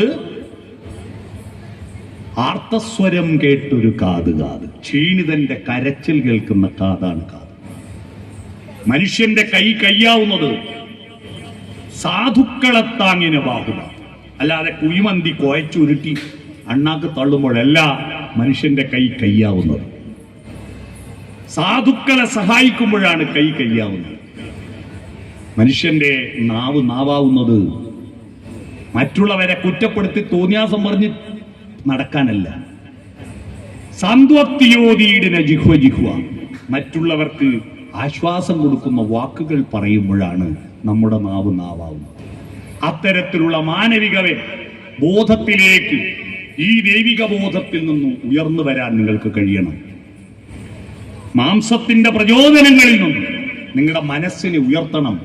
മനസ്സിനെ മാംസത്തിൽ നിന്നുയർത്തേണമേ മലയിൽ വാഴും ഭഗവാനേ. അത്തരത്തിൽ ദൈവത്തോടടുക്കാൻ നിങ്ങൾ ഈ ഉത്സവത്തെ ഉപയോഗിക്കുക. ഉള്ളിലുള്ള സകലമായ വിദ്വേഷത്തെയും ശത്രുതയെയും വൃത്തികെട്ട ചിന്തകളെയും കഴുകിക്കളഞ്ഞ് പരിശുദ്ധമായ ഹൃദയവുമായിട്ട് തിരിച്ചു പോകുമ്പോൾ ദൈവം വൃത്തിയുള്ളിടത്ത് മാത്രമല്ലേ ഇരിക്കൂ. നിങ്ങളുടെ ഹൃദയത്തിൽ ദൈവം ഇരിക്കണോ? ഹൃദയം വൃത്തിയാക്കുക. റോഡ് വൃത്തിയാക്കാൻ ആളുണ്ട്, നാട് വൃത്തിയാക്കാൻ ഹരിതകർമ്മസേനയുണ്ട്, വീട് വൃത്തിയാക്കാൻ നമ്മളെല്ലാവരുമുണ്ട്, പാത്രങ്ങൾ വൃത്തിയാക്കാറുണ്ട്. പക്ഷെ മനസ്സും ഹൃദയവും വൃത്തിയാക്കാനോ? ആ വൃത്തിയാക്കാൻ ഈ ഉത്സവത്തെ ഉപയോഗപ്പെടുത്തുക. പരിശുദ്ധ മനസ്സുമായിട്ട് ഇവിടത്തെ പ്രകാശത്തെ ഉള്ളിലേന്തിക്കൊണ്ട് ഇവിടുന്ന് തിരിച്ചു പോകുമ്പോ ആ പ്രകാശം ഈ നാടിന്റെ ഒഴക്രോം എന്ന നാടിൽ ഒഴക്ക് പ്രകാശം പോരാ, ഉരിയും നാഴിയും പ്രകാശം പോരാ. നാഴി പഴയ അളവാ. നാഴിന്റെ പകുതിയാണ് ഉരി, ഉരിന്റെ പകുതിയാണ് ഒഴക്ക്, അതിന്റെ പകുതിയാണ് ആഴക്ക്, പഴയ അളക്കാണ്. അപ്പൊ ഒഴക്രോം പോരാ, നാഴി പ്രകാശം തന്നെ ഹൃദയത്തിലേന്തി നിങ്ങൾ തിരിച്ചു പോകാൻ ഈ ഉത്സവം നിങ്ങൾക്ക് കരുത്ത് തരട്ടെ. ആ കാര്യം ചിന്തിക്കാനുള്ള ഒരു അഭ്യർത്ഥന നടത്താനാണ് ഞാൻ ഈ അമ്പലത്ത് പ്രസംഗിക്കാൻ വന്നത്. മനസ്സിലായോ? അങ്ങനെ ഒരു അഭ്യർത്ഥന നിങ്ങളുടെ മുന്നിൽ അവതരിപ്പിച്ചുകൊണ്ട് ഇവിടെ നൃത്തക്കാരികൾ അവരുടെ ചിലങ്കയുടെ ശബ്ദം എന്നെ കേൾപ്പിച്ചുകൊണ്ടിരിക്കുന്നുണ്ട്. സമയം 10 മണിക്കാണ് ഞാൻ എന്നോട് നിർത്തണം എന്ന് പറഞ്ഞത്. 10 മണി കൃത്യം 9:60 ഞാനിപ്പോ നിർത്തുകയാണ്. ഇങ്ങനെ ഒരു പരിപാടിക്ക് എന്നെ ക്ഷണിച്ച ഇതിന്റെ സംഘാടകരോടും എനിക്ക് ഏറ്റവും കൂടുതൽ അത്ഭുതം തോന്നിയത്, സാധാരണ ഉത്സവപ്പറമ്പിൽ ആളുകളെല്ലാം കുറെ ആൾ ബലൂണ് പൊട്ടിക്കുന്നു, കുറെ ആൾ പി വിളിക്കുന്നു, കുറെ ആൾ അങ്ങ് നടക്കുന്നത്, കുറെ ആൾ ചന്തയിൽ നിന്ന് ചായ കുടിക്കുന്നു. ഒരു വിധത്തിലുള്ള ആളുകൾ ഇങ്ങനെ അടങ്ങിയിരിക്കാറില്ല. എന്നാൽ ഇവിടെ കസേര കിട്ടിയവരും കസേര കിട്ടാത്തവരും, ഒരു സ്കൂൾ കുട്ടികൾ പോലും ഇങ്ങനെ അടങ്ങിയിരിക്കുന്ന ഞാൻ കണ്ടിട്ടില്ല. ഈ സദസ്സിന്റെ മുന്നിൽ ഒരു നല്ല നമസ്കാരം സമർപ്പിച്ചുകൊണ്ട് എല്ലാവിധ ആശംസകളും അറിയിച്ച് ഞാൻ എൻ്റെ ഭാഷണം ചുരുക്കുന്നു. നമസ്കാരം.